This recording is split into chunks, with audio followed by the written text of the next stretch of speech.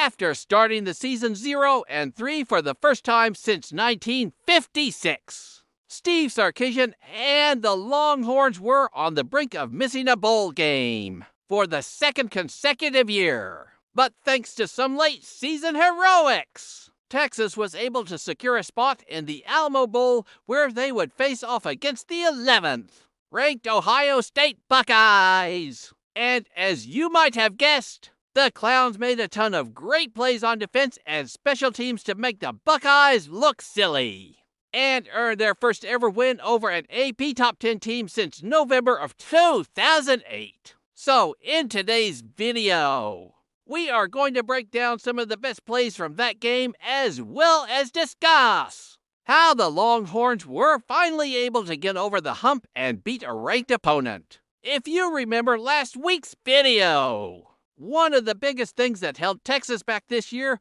was their inability to finish games, whether it be due to poor clock management or untimely penalties. The Longhorns had a knack for shooting themselves in the foot when it mattered the most. However, in this game, Sarkisian and his crew seemed to have learned from their mistakes and played a very smart and conservative brand of football when they had the lead. Take this drive, for example, with Texas up 17-7 midway through the third quarter. Instead of going for a risky conversion on 4th and 1 from their own 38-yard line, Texas decided to play it safe and punt the ball away. Now, while Ohio State did manage to pick up a first down on their ensuing drive, the Longhorn defense got a stop on 3rd down and forced another punt, giving Texas the ball back with great field position at the Buckeye 44-yard line. This is the type of smart,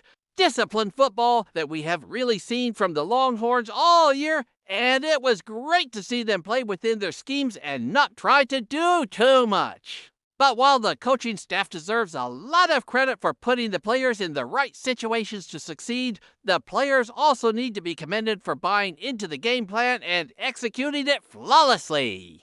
And no player embodies this more than senior linebacker and team captain DeMarvion Overshown. As I mentioned earlier in the season, Overshown had a lot of pressure on him to perform in 2022. Not only was he expected to be one of the leaders of the defense, but he also had high expectations for himself after declaring for the NFL draft and then opting to return to school. But as the season progressed and the wins didn't start piling up, the frustration started to show, and many fans felt that Overshown was playing with a lack of effort and passion. But as the saying goes, it's not how you start, it's how you finish. And man, did DeMarvion finish strong. In this game alone, he racked up 13 total tackles, including 3 tackles for loss and to sacks. But even if you don't watch the game, just watch his body language and demeanor on the field. He looks like a man on a mission. And that's exactly what Texas needed from their senior leader. And this performance really showed everyone what kind of player and person DeMarvion truly is. But unfortunately for Overshown and the rest of the Longhorns, their day would come to an end prematurely after he suffered a nasty leg injury. In the 4th quarter, on this play, you can see Overshown lining up in his normal position at middle linebacker.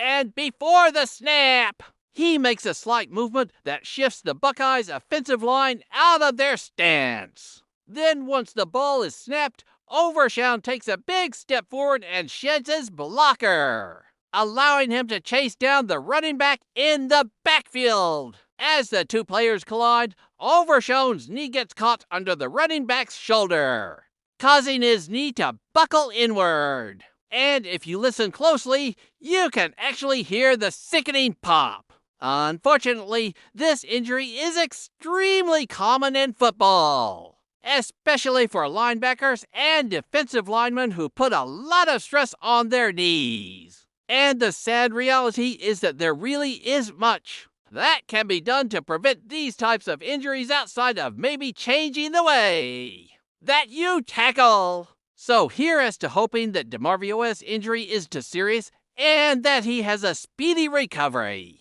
But anyways, moving on from that, one of the other biggest reasons for Texas's success in this game was their ability to generate a pass rush without blitzing. In fact, the Longhorns didn't blitz a single time against the Buckeyes. And it really showed. With 40 total pressures, the Texas front four made life miserable for Ohio State quarterback C.J. Stroud, forcing him to make some really questionable decisions, and ultimately leading to his first interception of the game. You see, Stroud likes to take a lot of these deep shots, and while they've worked for him in the past, Texas was determined to take that away in this game. So in order to counteract that, Texas used a lot of disguise coverages and kept their safeties close to the line of scrimmage in order to limit the big play. And I think that this really took away Stroud's confidence, because instead of attacking down the field, he started looking for underneath outlets, which is when Texas really started teeing off. Here's another example of Texas getting pressure without a blitz. Again, you can see the front four doing a great job of containing the pocket and forcing Stroud to step up. And when he does, he has nowhere to go with the ball, so he tries to tuck it and run. But this just forces the ball out of his hand and right into the waiting arms of Texas linebacker Jalen Ford. And as you can see, the entire front seven is collapsing the pocket and forcing Stroud out of the lane. Guys like Alfred Collins and Moro Oyomo really stood out in this game. So hats off to them. Now, while the defense did their part to keep Ohio State in check, the real story of this game was the Longhorns' special teams.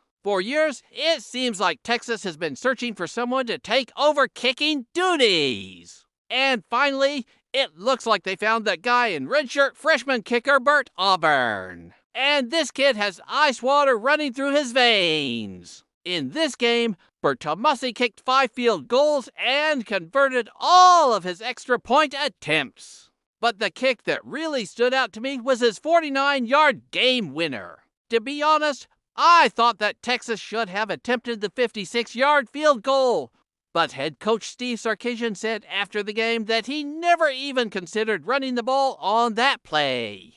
So it really wasn't even a question. With this being Bert's first career game-winning kick, I'm sure there were a lot of thoughts running through his head. But thankfully, he was able to stay calm and collected and knock home the game winner. And it really showed a lot of maturity for such a young player.